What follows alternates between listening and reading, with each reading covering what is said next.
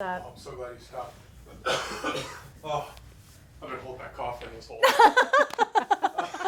I was like, is Brandon gonna like die over there in the corner?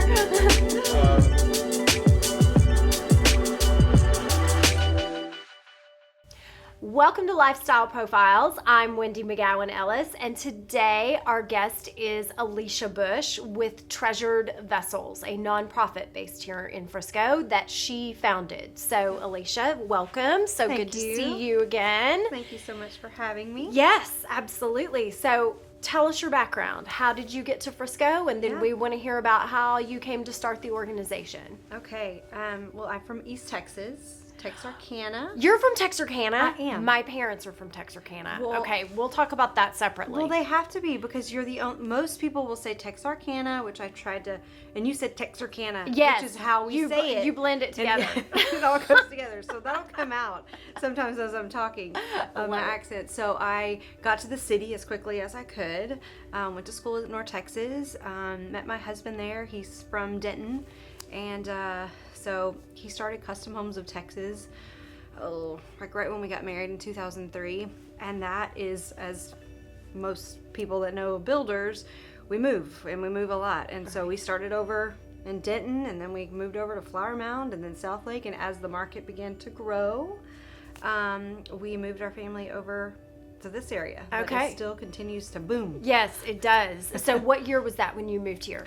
Oh gosh, probably, let's see, my kids were, I have 3 kids. Okay. A daughter that's 11, a son that's 10, and another son, surprise, that's 5. Okay. So, I guess when they were toddlers, 2 and 4. Okay, so about 8-9 years ago? Yeah. Okay, perfect. Yeah. All right. So how did Treasured Vessels get started by you? You know, strangely enough, it was my husband that went to a men's breakfast.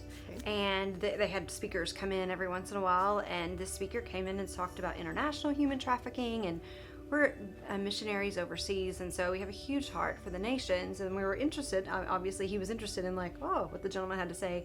Then he talked about domestic human trafficking, which obviously doesn't happen in the South. It must be something that happens over there. Yeah. And then he brought it right home in our own backyard. Okay. And he brought home my husband brought home the brochure and said, oh my gosh, I'm this learn more is about an this. issue. And I was in the middle of my career in medical device in the operating room like this every day, and I'm like, what in the world, am I going to do with this? And really it just kind of developed and began asking questions like, okay, so if I read about this kid on the news and they're underage, like where do they go once they are recovered? Once I read about them, the bad guy goes to jail and the child goes where? And the answer was always the same. Well, the child is a runaway, so we take him to jail. We can only keep them there about 24 hours on a runaway charge, Alicia. But believe it or not, sometimes it's the safest place for them. Wow. That was heartbreaking. And then I was like, okay, wrap my brain around that. Then where do they go? And the answer was always, they go back to the home that they ran away from in the first place. So let me get this straight. So this child that has been raped 10 to 15 times a day, that has gone through this horrible trauma, we just kind of send them back home, maybe buy her a new dress, give her some hugs, and send her to school the next day. And they're like, there's really not another solution, Alicia. We just don't have anything in North Texas to really fix the issue. We just kind of put a band-aid on it, or pigeonhole her in maybe in a substance and alcohol abuse rehab or some sort of other kind of shelter. Right. But we really don't have a specific solution for an exploited and trafficked minor.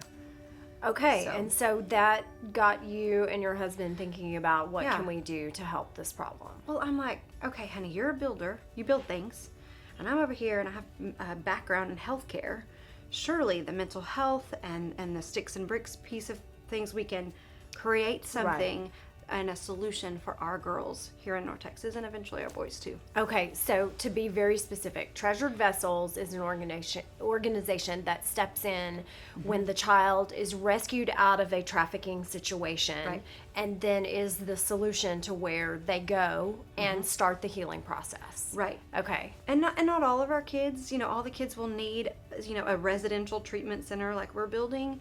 But the ones that do, we want to be sure that we actually give them an option to provide them with a secure community. They know that they're safe. They know that their peers have gone through something similar to what they have actually experienced.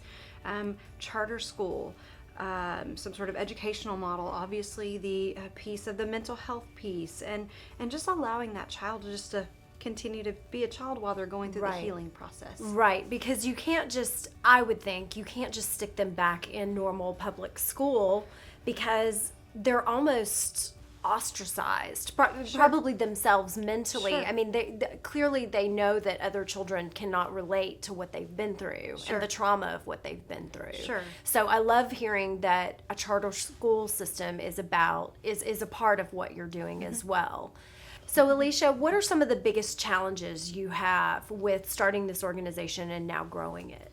So one is not having a background in charity or philanthropy, so just learning 501c world. It's a different world. So creating something from nothing, kind of being a pioneer in this space, knowing that what we're wanting to do and what we're wanting to create is so unique and specialized. So just learning what the actual issue was. I wasn't trafficked. No one I knew had been trafficked. And so it was learning the population that we're going to be serving and how to do that with excellence.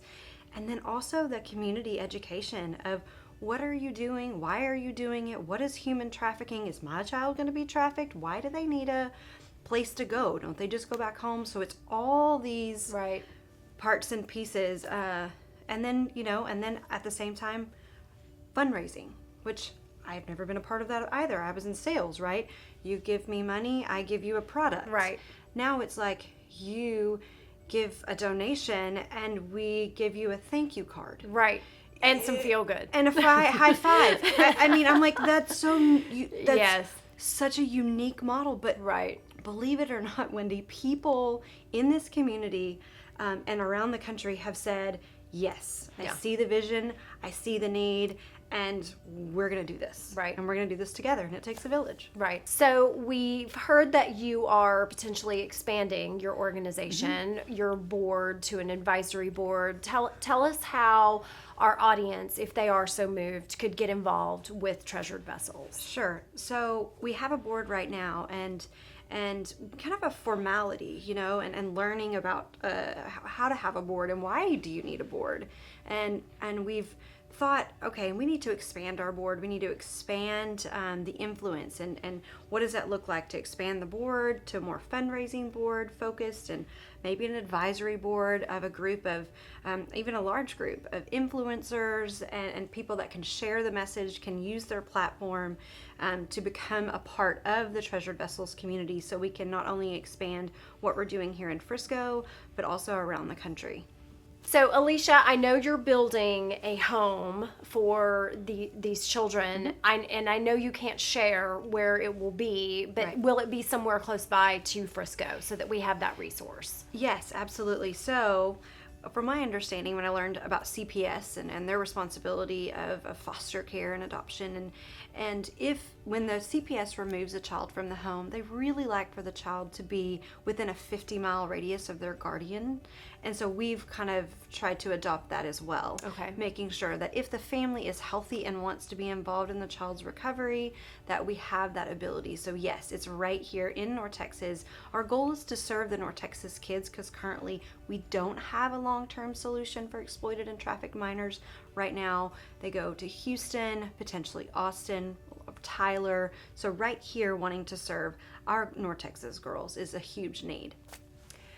So if you are so moved to be involved and get involved and support Treasured Vessels, they are a part, Alicia and her organization are a part of our Give for Frisco section. So please go to our site, find them under the youth section, donate, learn how you can become involved to help support and grow this organization, and because it's such a need that I know this is a difficult topic for all of us to think about at all, especially here in Happy Fun Frisco, but I'm so glad that you're here, and I'm so thankful that you came on today, Alicia. Thank you so much. Thank you so much.